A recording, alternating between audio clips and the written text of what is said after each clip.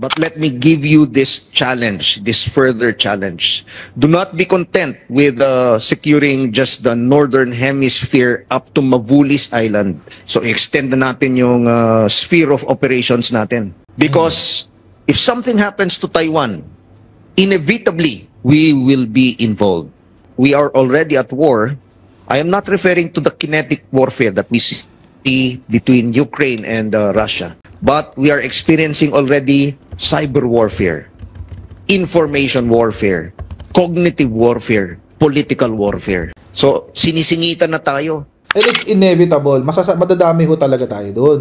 Ayan, lapit natin sa Taiwan eh. Sabi nga ng mga mangingisda dyan sa may Batanes, binabangkalan nila yung Taiwan eh. Nagsalita kasi si General Browner sa isang interview, sa isang event. Anong sinabi ni General Browner? Eto ho, get ready!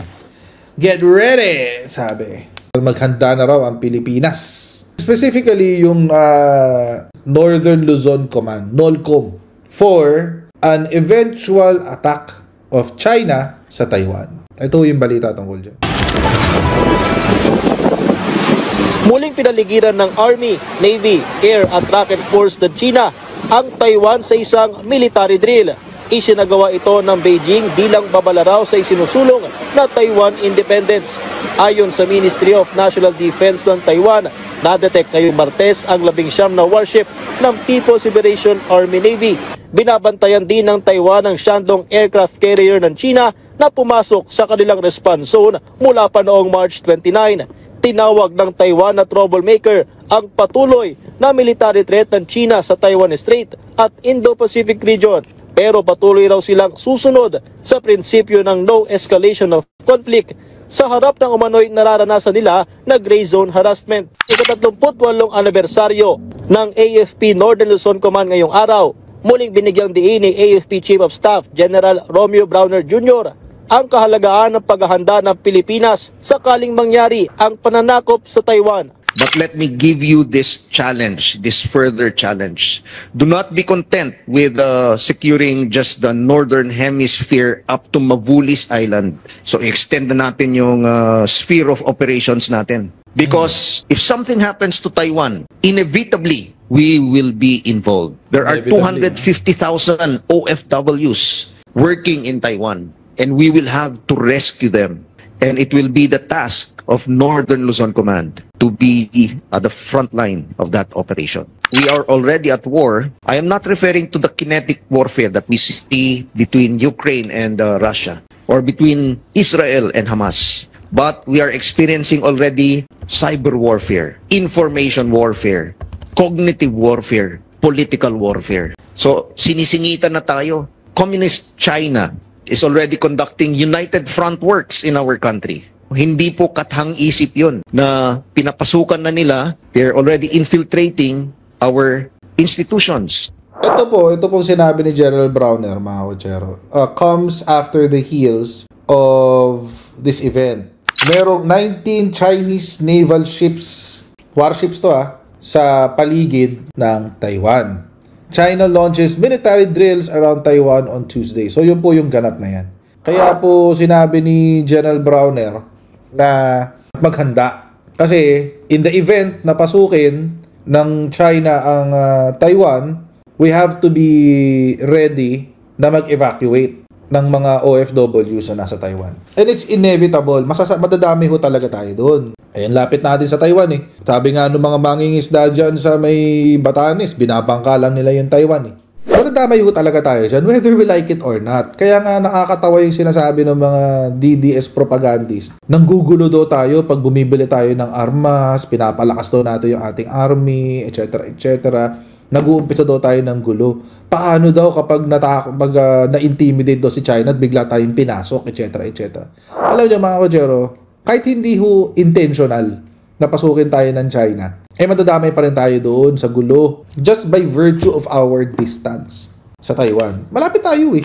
Ngayon nga sinasakop na nila yung Palawan tsaka Ilocos Norte, yung Ilocos. Tapos nag-rally-rally pa kayo dyan, yung mga DDS sa Taiwan. Rally-rally pa kayo. Kapag pinasok ng China, yung Taiwan, saan kayo tatakbo? Sinong tatakbuhan nyo? Sabihin nyo, President Bongbong Marcos, patulong po kami dito. Natatakot na kami. Iuwi nyo po kami. Lang yan kayo. Kayo ngingi ng tulong Joke. Tulungan natin sila. Responsibilidad ng gobyerno. Mabigat lang sa loob tumulong, di ba? Kasi matapos mong tawaging addict yung presidente, bigla ka ngayong tatakbo sa kanya, di ba? May sinabi din ho siya tungkol sa United Front Work. Baka hindi nyo pa po naririnig yung United Front Work. Si United Front Work po, mga kotsero, ay isang ahensya sa ilalim ng Chinese Communist Party. Hindi ho siya under the Chinese government, but it is under the Chinese Communist Party. So sa ilalim po ito ng partido ni Xi Jinping. At yun po ang ruling party ngayon sa gobyerno ng China. Ang trabaho ho nila is to conduct propaganda warfare or cognitive warfare. Ano ibig sabihin? Ang labanan ho dito ay makuha ang puso at isip ng mga bansa na sinasakop nila. Ano ho ang logic niyan? Ang logic ho niyan, mga kotsero, according to one of the generals ng na humahawak ng United Front Work, mas madali kasing manakop kung naniniwala na yung tao sa mga sumasakop. Mas madali yung manakop ng isang bansa kung yung mga tao mismo sa bansa na sasakopin mo, tatanggapin ka na lang kaysa labanan ka. Yun ho ang punto nun. Kaya ang trabaho nila is to make sure na yung bansa na gusto nilang kontrolin, gusto nilang sakupin, mahal ang China at mahal ang CCP, yung Chinese Communist Party. Kung papansinin nyo, mga kotsero, nung panahon ni Rodrigo Duterte, buhay na buhay ang UFW sa Pilipinas, yung United Front Work. Lalo na doon sa mga sentimiento na nagsasabi na gawing probinsya ng China ang Pilipinas. Yun, yung mga ganun. Kasi nga naman, mga kotsero, kung mahal mo na ang China at mahal mo na ang CCP, hindi na nila kailangan ng gera. Papasok na lang sila. Welcome! Welcome CCP! Welcome China! Pahinga ka muna. Pasok ka sa kwarto. Pasok ka sa kusina. Upo ka muna dyan sa sala namin. Magkape ka muna. Ganun. Welcome na welcome sila. Kaya noong panahon ni Rodrigo Duterte, yun ang trabaho nila. Siguraduhin na ang Pilipinas ay favorable sa China. Kaya tingnan nyo, lahat ng salitaan ni Digong nung panahon niya, puro mabubulaklak papunta sa China, di ba? Lahat pabor. I love Xi Jinping. China is all that I need, sabi niya. China lang kailangan ko, wala na ako iba kailangan. China lang, etc., etc.